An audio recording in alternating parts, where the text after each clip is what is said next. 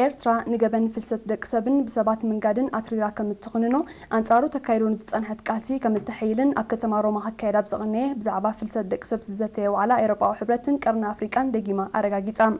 ኣብቲ ዋዕላት ዝተሳተፈ ብሚኒስተር ጉዳያት ወጻኢ አቶ ዑስማን ሳልሕ ዝተመርሐ ላዕለዋይ ልኡኽ መንግስቲ ኤርትራ ንገበን ፍልሰት ደቅ ሰብ ዝምልከት ዝካየድ ዋዕላታት ሓበራዊ መረዳእታ ንምፍጣር ኣገዳሲ እኳ እንተኾነ እቲ ቀንዲ ዘድሊ ሰሌዳ ዘለዎ ጭቡጥን እዋናውን ስጉምቲ ምውሳድ ከም ዝኾነ ገሊጾም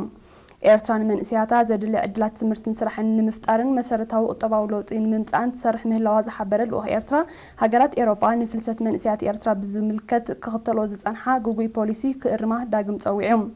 ኣብቲ ዋዕላ ወከልቲ 28 ኣባል ሃገራት ኤውሮጳዊ ሕብረት ኤርትራ፣ ሊብያ፣ ሱዳን፣ ግብጺ፣ ደቡብ ሱዳን፣ ኢትዮጵያ፣ ጅቡቲ፣ ሶማል፣ ኬንያን፣ ታንዛንያን ተሳቲፎም ነይሮም እዚ ከምዚ ኢሉ እንከሎ ላዕለዋይ ልኡኽ መንግስቲ ኤርትራ ኣብ ሮማ ኣብ ዝጸንሓሉ ግዜ ምስ ሓላፊት ፖሊስ ወጻኢ ኤውሮጳዊ ሕብረት ፌዴሪካ ሞገሪኒ ሚኒስተር ውሽጣዊ ጉዳያት ኢጣልያ ምክትል ሚኒስተር ጉዳያት ወጻኢ ኢጣልያ ከምኡውን ምክትላት ሚኒስተራት ፍትሒ ኖርዌይን እንግሊዝን ተራሂቡ ኣብ ጉዳያት ልምዓትን ፍልሰት ደቂ ሰብን ኣተኪሩ ከም ተዘራረበ ካብቲ ቦታ ዝበጽሐና ሓበሬታ ኣመልኪቶም